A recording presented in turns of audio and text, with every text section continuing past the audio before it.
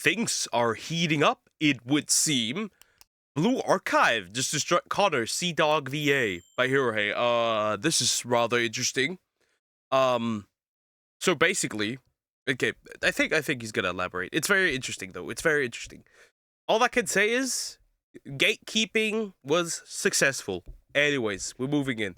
And I don't even play that. I don't even play Blue Archive, which is really interesting. Regardless, we'll jump in. Looks like we got a little situation here with the hit gacha game Blue Archive. You can see they posted this announcement, Summer Sky's Promise, saying watch to get Twitch drops, including Gigux, Centria, Sea Dog, and Iron Mouse. Okay, Giguk, I can kind of understand. Though, to be fair, I'm gonna say this. This entire clique has been, like, the clique surrounding Giguk has been kind of... What do you call it? They have kind of bent the knee to tourists, but that's a point for another day. Centria, okay. I guess that's fine. Sea-Dog would have only been funny to see him, like, dread playing this. The dreadful appearance. And Iron Mouse makes... I think, like, these three could work. Just not Sea-Dog. Except little plot twist here. Blue Archive would actually decide to shut this whole event down after player feedback, which was certainly the right call by the devs or their marketing team, whoever was really in charge of. Absolutely. Apparently, they voted for this on a Discord, which is like... What kind of Discord are you on? You know, getting this event live. There was a little... something that could have been done a little better with the people they picked for this event, specifically, in particular, Connor, but we'll get to that in a moment. Let me just explain Twitch drops for anyone not familiar with this. I've seen a number of games do this, and how it works is a game company or a third-party marketing company that the game hires will pick some streamers for a temporary partnership, let's say like a 1-week partnership for this example. And then during that 1-week period, the gamers from said game can watch the partner Twitch drop streamers and then get loot in-game based on different tiers depending on how long they watch the streams. For example, watching for 2 hours might unlock one of the in-game rewards, then another at like 4 hours, and then the last one at like 6 hours. The goal, obviously, to drive traffic to both the game and the streamer, and to, of course, also provide benefits to the people who play the game that's currently hosting the Twitch drops. That all said, it's pretty common, very common, actually. Yeah, it's very common. I think Wuthering Waves did it. The Dragon Ball MOBA Action whatever squad did that as well. There's a couple of other games that did this. This is pretty common, yeah. For people to pull up the partnered streamer's page and then mute it and minimize it and go right back to gaming or whatever else they were doing. That way they unlock the rewards without really having to watch the streams. Oh, and I forget if this is the case or not, but I think Twitch may have become aware that people were doing that, and so they stopped giving Twitch drop rewards if people have the stream fully muted. So some people will just put it to like 1% volume or something like that. I forget if that's really how it works though or not, if like the mute thing is something Twitch is aware of or not, but yeah. Oh, would you even get anything considering how apparently now even Twitch's lurker problem is back again? Really interesting. Okay, now that we are all on the same page with the Twitch drop stuff and all that, we can return to Blue Archive and how this whole event, this Summer Sky's Promise event with Gigux and Centria, Sea Dog, and Iron Mouse got scrapped. It canned the whole thing. As that takes us to the latest update from Blue Archive, where they say, "Hello, Sensei. This is Blue Archive." Sensei is like the main character, the player that you play as. So you play as Sensei. And they go on to write, "We sincerely apologize for any confusion and concern caused by the Blue Archive influencer campaign. We take the valuable feedback you have shared with us very seriously. After internal review and discussion, we've decided not to proceed with this influencer campaign. Moving forward, we'll strive to communicate in ways that better align with the direction of Blue Archive." Gate kept successfully. Very good, very good. Very, very good. All I can say is very good, very nice. And the expectations of Sensei. We would like to sincerely thank all Sensei who continue to support. I wish more games would listen. More games, more creators, more people. And just gatekeep the communities if there's a bad actor. Or just people that don't fit with the values or direction of said community. Sadly, that isn't really the case. Blue Archive and share their valuable feedback with us.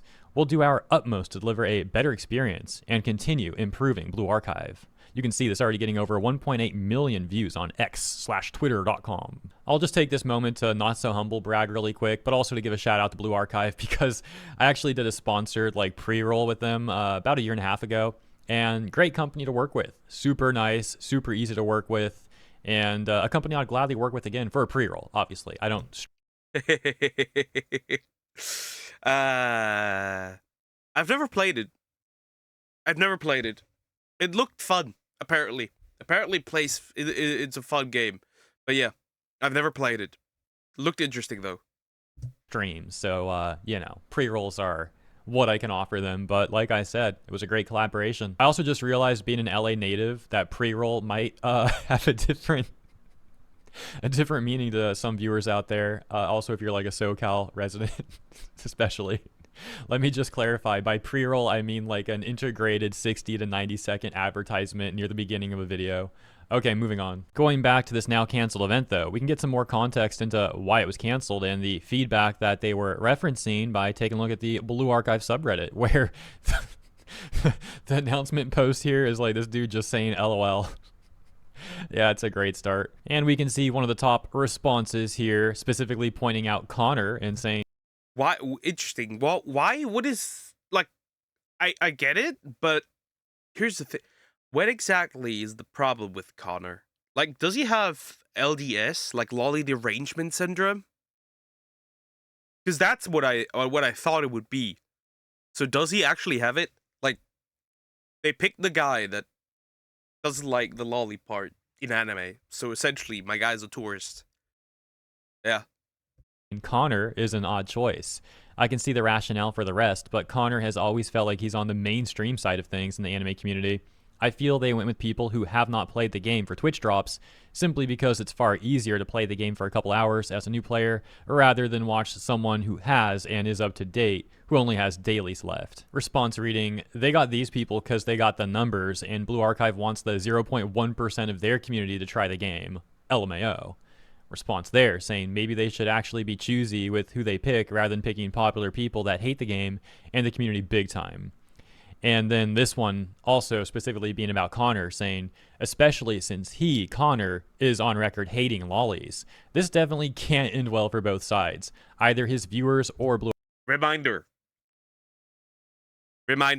See what happened to VTubing. See what that situation has brought for the space. And also how many tourists were essentially exposed for being exactly that. It's really interesting. It's really funny. But interesting. He fanned up Black Butler. Huh. Archive players. Like, I'm not even exaggerating. Anytime a lolly is mentioned in their podcast or whatever, likely referencing the Trash Taste podcast, he will argue about it being creepy or uncomfortable, and someone else saying, I'm gonna say this.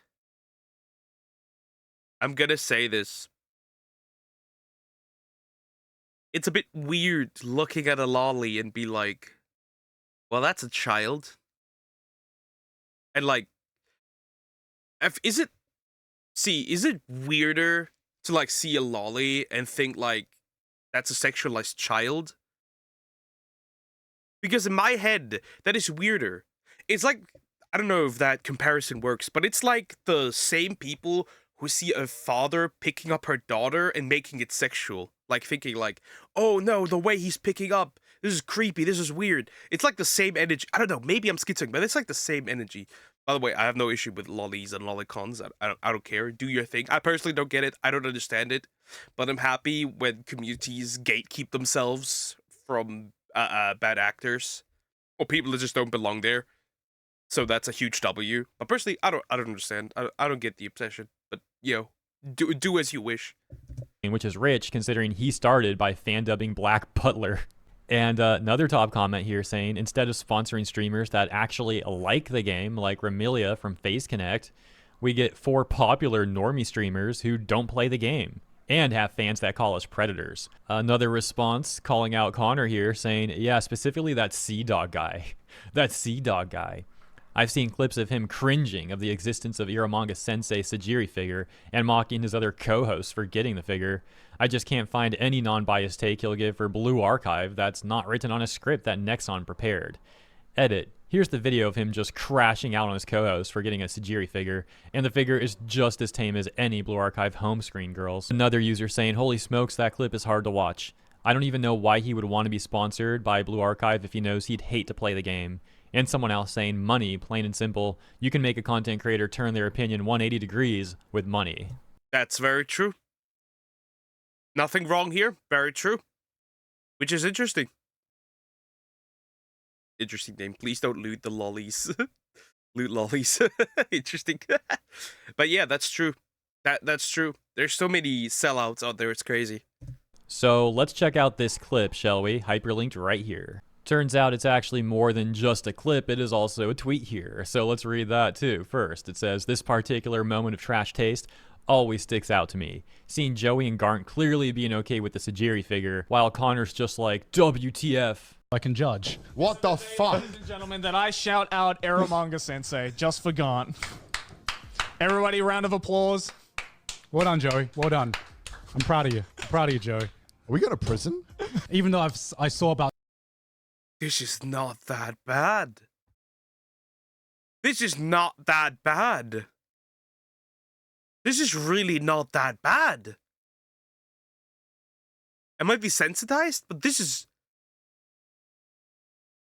tame. This is really tame. This is not that bad. 10 Aramanga Sensei figures along the way. Why is there so many? I don't know. I don't know. It's popular enough, I guess.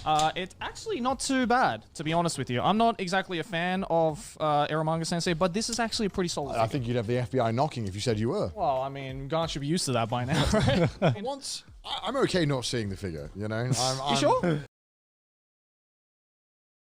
It's not that bad. There's like, bro, there's like way worse in Azure Lane, Brown Dust 2. There's probably way worse in Blue Archive as well. I'm not too sure how far Blue Archive actually goes with this. Not that it matters, but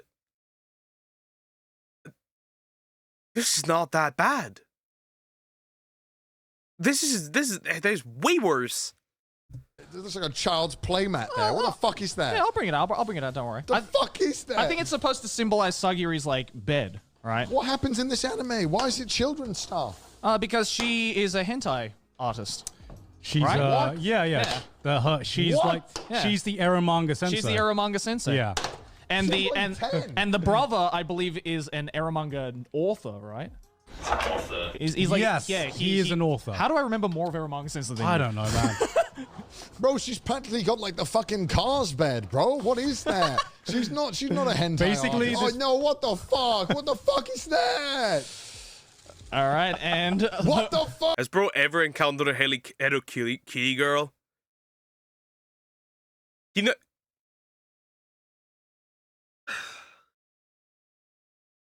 he knows that people can be into things that are considered for children, but still be degenerate freaks, right? He knows that, right? Like bronies. There's a lot of degenerate brody girls, for example. What are we doing? This is cringe. This guy's cringe. Where are these two degens hanging around with this normie? What the fuck is going on? and the grand reveal. Why is it like a child's playmat? I mean, how old is Sagiri again in the show? I have no idea. Bro! About that. Oh. There you Yeah, he's playing ignorance because Sea-Dog is being cringe. go. There's Sagiri. No. I think this goes. This user Trip IRL would track down This is really not that bad, bro. This is really not that bad. Wait, this is what... Now that I see... It's not even lewd in particular, unless you want to say unless you're like a feet bro. What the fuck? He's acting like this is the most questionable figure. Yeah, the tweet itself says it. He's acting like this is the most questionable figurine ever. What the fuck? the figure and say this is what he's acting like as the most morally fricked up figure to ever exist? Huh? Other responses like Connor's just a poser that tries to appeal to as many people as he can for the money and attention. Lots of Yeah, who would have guessed that the guys who's friends with Shockman acts like this? I'm not surprised. celebs are like this. He's like the Ludwig of the anime sphere. I mean, they are friends, right? I think some people even said they're best friends or something. Next one saying Connor is some normie. Well, you can be friends with people who are really into anime and still be a giga normie. Pretending to be an anime fan. And this one reading, always so sus when someone drags the so icky bit on for this long. And this one saying LMAO, the other two were genuinely excited too. Meanwhile, his mouth is ready to start complaining. Look at that screenshot they got. We'll take a look at a few more of these top responses. This one Kind of funny, yeah. The other two, like, really happy, and he's like, oh no, ew, horrible. Call the FBI. Bro, what? saying let FBI knocking. When are normies gonna get new material? And this one saying it's literally not even a lewd figure whatsoever, bruh. What is he crying about? Ultimately, with the announcement of the sponsored influencer collaboration event getting canceled, we would have a number of comments like this as well saying, please redo the event with creators that support Blue Archive instead of ones who do not. Others like, no friggin' way, we're actually so back. They listened. This is a mega dub. Keep Moral Frog streamers away from Blue Archive. Moral Frog. I could use that now. True. And wait, seriously? That's insane. Let's go. We got the Sabe reaction. Tourist successfully gatekept. I really got to give credit to the Blue Archive players. They might really be like the most successful gate. Yeah, they're really good at this. I've noticed they're generally, it appears that lolicons in general are pretty good at gatekeeping. Other communities could definitely, like, take a few bits from that. Right, VTubing community? Well, space, not community. There is no community. Keepers on the internet. It's not even just this specific situation, but like in general, they're very good at it. The last thing I'll mention about this now canceled event is presumably based on the dates and the streaming times here. You can see that it looks like Sea-Dog and Iron Mouse were probably going to do like a collaboration stream on the 22nd since they're both, you know, with the same time period there, same slot, so to speak. And presumably it would be Connor just complaining the entire time. So yeah, it's pretty odd that he even accepted the sponsorship. On the bright side for Blue Archive, they're now getting a bunch of free marketing from this event getting canceled though, since so many people are talking about it. True. Free maybe not a bad decision. A community that gatekeeps and makes sure that the community's fine. Interesting. It, so still a dub for them. That is the situation. Let me know what you think in the comments. Thank you for tuning. Good decision. In my opinion, good decision. Well done, Blue Archive community. Well done. I think this was a good decision. Of course, 3 of those would have been fine, right? Zentrea, Giguk, Iron Mouse. I think that would have been fine. Just not Sea-Dog because, holy fuck, what was that reaction to a non-lewd figure? There's way worse shit out there, and he's moral frogging. I'm gonna keep that now. Yeah, good on the Blue Archive community. I wish some other communities would do this too. Unfortunately, they don't, and they won't, which is very sad. But yeah, congratulations, Blue Archive community. You did it well. Should I play this game? Should I play it? I don't know. I haven't decided yet. It looked fun from the outside, but I don't know. Anyways. Thank you for watching. Please consider liking, subscribing, and I'll see you in the next one. Take care, guys.